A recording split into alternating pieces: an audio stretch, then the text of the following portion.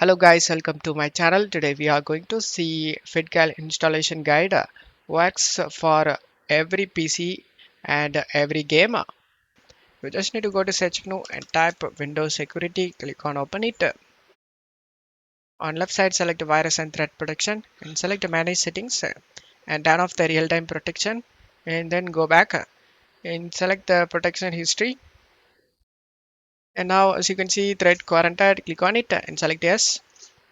As you can see the game setup is missing in my game folder, and here is the setup. Just select the action and select the restore option and select yes. Just select the action and select the restore option, and now it has been restored guys. Just go back and select the manage settings under virus and threat protection settings, and just minimize this page guys. And now double click on the setup. You can able to see the setup. Select more info and select run anyway option. Select yes. Select the language and select OK. If you have 8 GB RAM or less than that, you just need to check mark this limit installer to 2 GB of RAM usage, and make sure nothing is running in the background guys. And then select the next option and select next. Select the location where you want to save this game and select next. And if you have any extra languages option, then uncheck it guys, other than English. Then you just need to select the install option.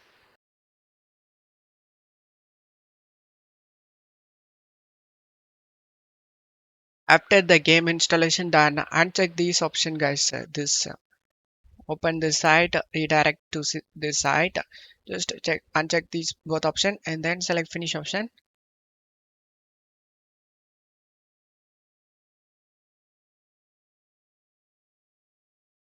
And now as you can see all files are okay. There is no bad file and no missing files are there. Just to close stuff here, select I accept, then select next and install the DirectX. Click finish option, and now the game launched without having any problem guys. As you can see, and now just close the game and go back to Windows Security. We just minimized before, and then scroll down and select add or remove exclusions and select yes.